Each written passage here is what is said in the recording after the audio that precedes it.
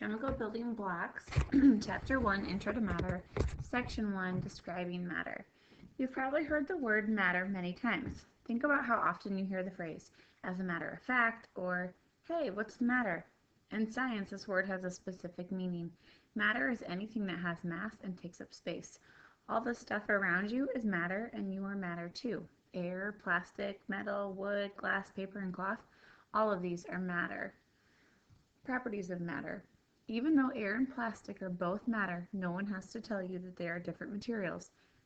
Matter can have many different properties or characteristics. Materials can be hard or soft, rough or smooth, hot or cold, liquid, solid, or gas. Some materials catch fire easily, but others do not burn. Chemistry is the study of the properties of matter and how matter changes. The properties and changes of any type of matter depend on its makeup. Some types of matter are substances and some are not.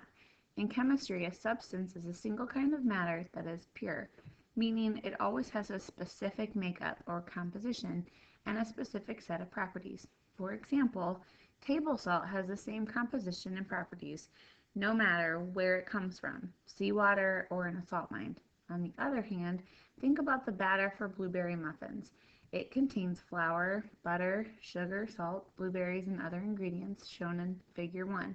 While some of the ingredients, such as sugar and salt, are pure substances, the muffin batter is not. It consists of several ingredients that can vary with the recipe. Every form of matter has two kinds of properties, physical properties and chemical properties. A physical property of oxygen is that it is a gas at room temperature. A chemical property of oxygen is that it reacts with iron to form rust. You'll read more about physical and chemical properties in the next 2 pages. Physical properties of matter. A physical property is a characteristic of a pure substance that can be observed without changing it into another substance. For example, a physical property of water is that it freezes at a temperature of 0 degrees Celsius. When liquid water freezes, it changes to solid ice, but it's still water. Hardness, texture, and color are some of the other physical properties of matter. When you describe a substance as a solid, a liquid, or a gas, you are stating another physical property. Whether or not a substance dissolves in water is a physical property too. Sugar will dissolve in water, but iron will not. Stainless steel is mostly iron, so you can stir sugar into your tea with a stainless steel spoon. Physical properties can be used to classify matter. For example, 2 properties of metals are luster and the ability to conduct heat and electricity. Some metals, such as iron, can be attracted by a magnet. Metals are also flexible, which means they can be bent into shapes without breaking. They can also be pressed into flat sheets and pulled into long, thin wires. Other materials, such as glass, brick, and concrete, will break into small pieces if you try to bend them or press them thinner. Chemical properties of matter. Unlike physical properties of matter, some properties can't be observed just by looking at or touching a substance. A chemical property is a characteristic of a pure substance that describes its ability to change into different substances. To observe the chemical properties of a substance, you must try to change it to another substance. Like physical properties, chemical properties are used to classify substances. For example, a chemical property of methane, or natural gas, is that it can catch fire and burn in air. When it burns, it combines with oxygen in the air and forms new substances, water and carbon dioxide. Burning, or flammability, is a chemical property of methane as well as the substances in wood or gasoline. One chemical property of iron is that it will combine slowly with oxygen in air to form a different substance, rust. Silver will react with sulfur in the air to form tarnish. In contrast, a chemical property of gold is that it does not react easily with oxygen or sulfur. Bakers make use of chemical property of the substances in bread dough. With the help of yeast added to the dough, some of these substances can produce a gas, which causes that bread to rise. Elements. What is matter made of? Why is one kind of matter different from another kind of matter? Educated people in ancient Greece debated these questions. Around 450 BC, a Greek philosopher named, Empedocles, proposed that all matter was made up of 4 elements: air, earth, fire, and water. He thought that all other matter was a combination of 2 or more of these 4 elements. The idea of four elements was so convincing that people believed it for more than 2,000 years. What is an element? In the late 1600s, experiments by the earliest chemists began to show that matter was made up of many more than four elements.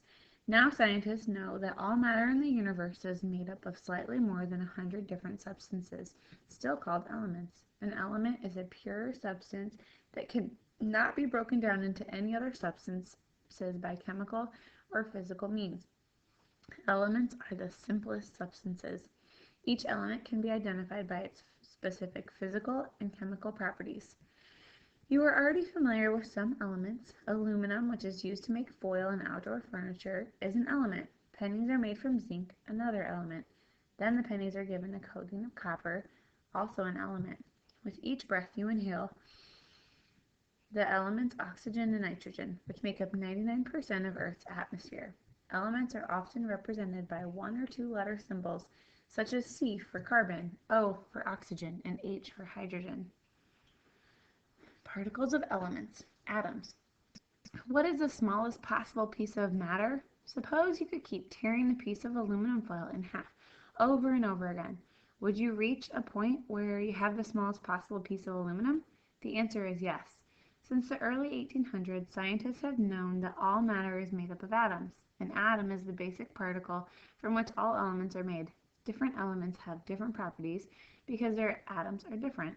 Experiments in the early 1900s showed that an atom is made up of even smaller parts. Look at the diagram of a carbon atom in Figure 5. The atom has a positively charged center, or nucleus, that contains smaller particles. It's surrounded by a cloud of negative charge. You will learn more about the structure of atoms in Chapter 3. When atoms combine, atoms of most elements have the ability to combine with other atoms. When atoms combine, they form a chemical bond, which is the force of attraction between two atoms. In many cases, atoms combine to form larger particles called molecules, groups of two or more atoms held together by chemical bonds. A molecule of water, for example, consists of an oxygen atom chemically bonded to two hydrogen atoms. Two atoms of the same element can also combine to form a molecule. Oxygen molecules consist of two oxygen atoms. Figure 6 shows models of three molecules. You'll see similar molecules throughout the book. Compounds. All matter is made of elements, but most elements in nature are found combined with other elements. A compound is a pure substance made of two or more elements chemically combined in a set ratio. A compound may be represented by a chemical formula, which shows the elements in the compound and the ratio of atoms. For example, part of the gas you exhale is carbon dioxide. Its chemical formula is CO2. The number 2 below the symbol for oxygen tells you that the ratio of carbon to oxygen is 1 to 2. If there's no number after the element's symbol, the number 1 is understood. It's a different ratio of carbon atoms and oxygen atoms are. If a different ratio of carbon atoms and oxygen atoms are seen in a formula, you have a different compound. For example, carbon monoxide, a gas produced in car engines, is the formula CO. Here, the ratio of carbon atoms to oxygen atoms is 1 to 1. When elements are chemically combined, they form compounds having properties that are different from those of uncombined elements. For example, the element sulfur is a yellow solid, and the element silver is a shiny metal. But when silver and sulfur combine, they form a compound called silver sulfide, Ag2S. You will call this black compound tarnish. Table sugar, C12H22O11, is a compound made of the elements carbon, hydrogen, and oxygen. The sugar crystals do not resemble the gases oxygen and hydrogen or the black carbon you see in charcoal. Mixtures. Elements and compounds are pure substances, but most of the materials you see every day are not. Instead, they're mixtures. A mixture is made of two or more substances, elements, compounds, or both, that are together in the same place but not chemically combined.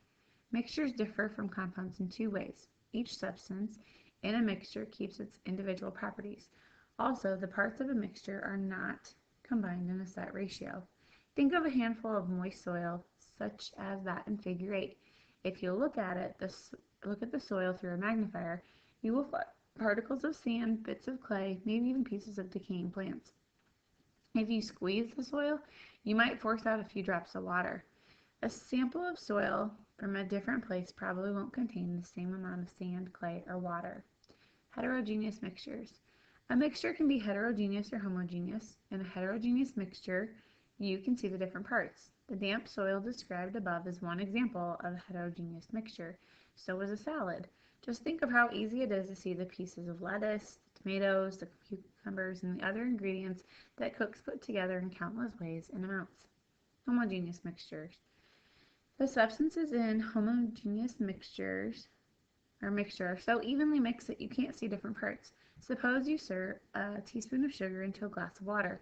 After stirring for a little while, the sugar dissolves and you can no longer see crystals of sugar in the water. You know that the sugar is there though because the sugar solution tastes sweet. A solution is an example of a homogeneous mixture. A solution does not have to be a liquid, however, air is a solution of nitrogen gas and oxygen gas plus a small amount of a few other gases. A solution can even be solid. Brass is a solution of the elements copper and zinc. Separating mixtures. Compounds and mixtures differ in yet another way. A compound can be difficult to separate in its components because each component keeps its properties.